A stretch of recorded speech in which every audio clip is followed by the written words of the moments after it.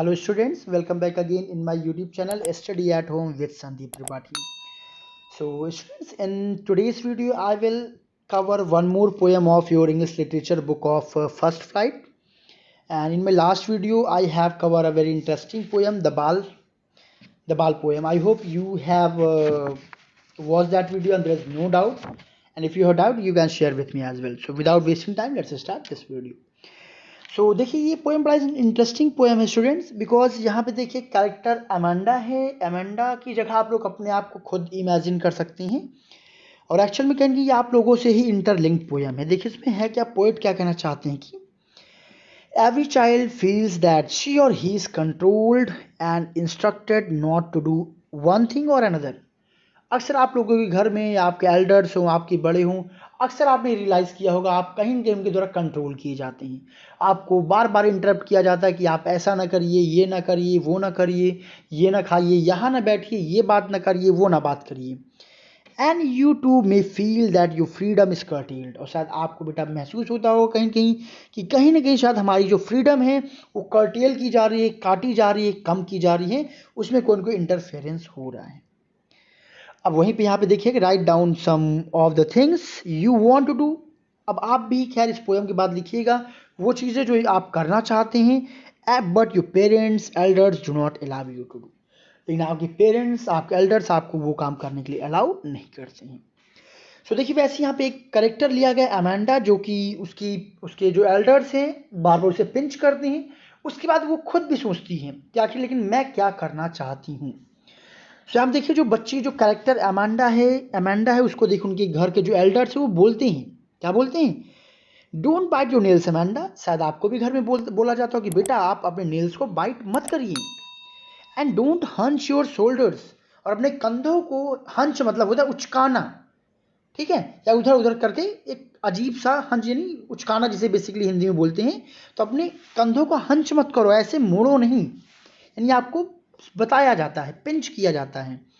And stop that slouching and sit up right. कहते हैं stop that slouching, जब कभी बेंड होके बैठते हो ना तो आप घर वाले डांटते होंगे कि कैसे स्ट्रेट बैठिए, क्योंकि आपके बैकबोन के लिए वो ठीक नहीं है। तो कोई कैरेक्टर है जो यहाँ पे अमेंडा के जो गार्जियन है, एल्डर से, वो उसको बोलते हैं स्टॉप दैट क्लाउचिंग, सॉरी स्लाउचिंग, यानी कि आप ऐसे झुक करके बैठना बंद करो, सिट अप स्ट्रेट। कैसे बैठना तुम्हें अमेंडा, तुम्हें स्ट्रेट बैठना है। अब बेचारी अमेंडा वो परेशान इन सारे जो है कमेंट्स के बाद। अब वो मन में सोचती क्या है कि देयर इज अ लैंग्वेज, काश यहाँ पे एक स्थिर जैसा कोई मुझे जगह मिल जाए, जैसे क्या, एमरल्ड सी, जैसे जो विशाल का जो एमरल्ड सी होता है, काश ऐसी कोई जगह हो और वहाँ पे मैं क्या हूँ, वेयर द सोल, सोल मतलब अलोन, इनहैबिटेंट इज मी, जहाँ पे कोई ना हो, कोई मुझे टोकने वाला ना हो, कोई विशाल काय समुद्र काश मुझे मिल जाए, बिल्कुल रिजिड हो, स्थिर हो, एकदम वहाँ शांति हो, कहने का मतलब यहाँ पे, ठीक है, और वहाँ पे केवल एक ही निवासी हो, कौन हो वो, मैं हूँ। ऐसा देखिए अमेंडा क्यों सोच रही हैं, क्योंकि वहाँ पे उसकी फ्रीडम में इंटरफेयर करने वाला कोई ना हो, और मैं वहाँ कैसे रहूँ, अब मरमेड, एक जल परी के तरीके रहूँ, ड्रिफ्टिंग मतलब वहाँ पे तैरती रहूँ, कैसे, ब्लिसफुली, जॉय, मस्ती के साथ में वहाँ पे तैरती रहूँ।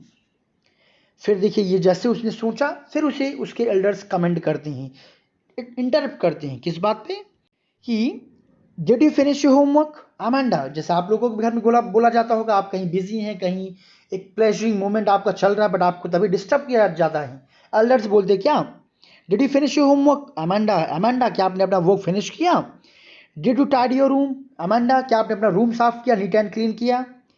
फिर से कोई दूसरा चला आता है, वो कहता है I thought I told you to clean your shoes, मुझे लगता है अमांडा मैंने तुमको तुम्हारे शूज़ को क्लीन करने के लिए बोला था, क्या आपने किया।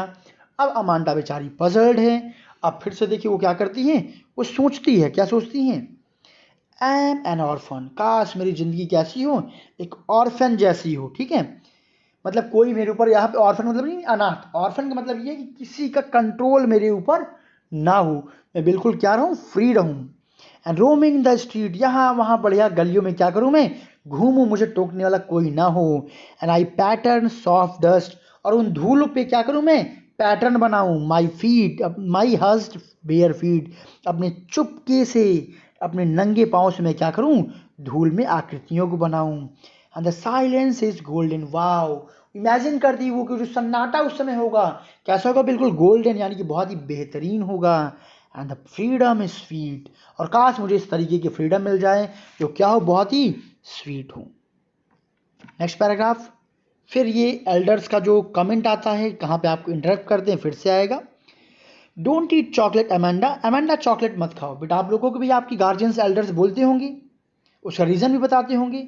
कभी कभी आपको बोला जाता है remember your acne Amanda, Amanda जो तुमको एक्नी, जो पिंपल्स जो निकले हुए उन पे भी ध्यान दो थोड़ा सा, उन पे तुम ध्यान नहीं दे रहे हो या दे रही हो। फिर कोई कमेंट आता है, तीसरा कोई व्यक्ति और आता है गार्जियन, क्या बोलता है, will you please look at me when I am speaking to you. कहते जब भी मैं तुमसे बात किया करूं कृपया करके अमेंडा तुम मेरी तरफ दिखा करो। इन सब लोग बेचारे आते हैं, उसको फटकार, घर के छोटों को फटकार लगाती हैं। So let's open the next page and let's finish this poem, students. So we are on the next page now. So अब देखिए यहाँ पे आई होप आप लोगों ने एक स्टोरी सुनी होगी, रैपेंजल की स्टोरी सुनी होगी। उसमें एक ब्यूटीफुल बच्ची रहती है। अगर आप लोगों ने ना सुना हो तो आप लोग इसका एक वीडियो भी सर्च करके देख सकते हैं, बहुत अच्छी स्टोरी थी। तो कहती है मैं क्या बनना चाहती हूँ कि आई एम रैपेंजल, मैं रैपेंजल जैसी बनना चाहती हूँ। आई हैव नॉट केयर, जिसकी कोई केयर ना करे, यानी जो कैसी रहे, केयर फ्री रहे, रेपेंजल की तरीके, कोई इस पर जो है अपना शासन चलाने वाला ना हो। Life in a tower is tranquil, जैसे रेपेंजल की जो लाइफ थी टावर में, एकदम वीरानता में, सबसे दूर, बिल्कुल अकेले, क्या थी, बिल्कुल ट्रैंकिल, यानी कि बहुत ही शांतिपूर्वक थी। एंड रेयर, बिल्कुल अलग थी, बिल्कुल डिफरेंट थी। मैं भी वैसे लाइफ चाहती हूँ या चाहता हूँ।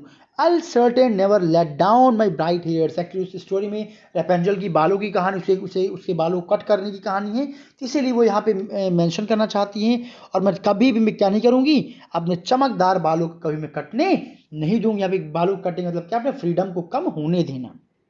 तो ये चीज़ें वो इमेजिन करती, तभी फिर पेरेंट्स की कुछ की आवाज़ आती है और क्या कहते हैं, stop that sulking at once Amanda. कभी कभी आप लोगों को गुस्सा भी आ जाता होगा अपने पेरेंट्स पे, एल्डर्स पे, क्योंकि बार बार आपको इंटरप्ट करते रहते हैं, आपके बारे में सोचते नहीं हैं, तो फिर आप उससे भी बड़े आपको डांटते हैं। क्या कहते हैं, डोंट स्टॉप सल्किंग। सल्किंग मतलब गुस्से में जब आप लोग ना एक एक्सप्रेशन देना, तो उसे बोलते सल्किंग, ठीक है, लंबे लंबे सांसें निकालना, ठीक है।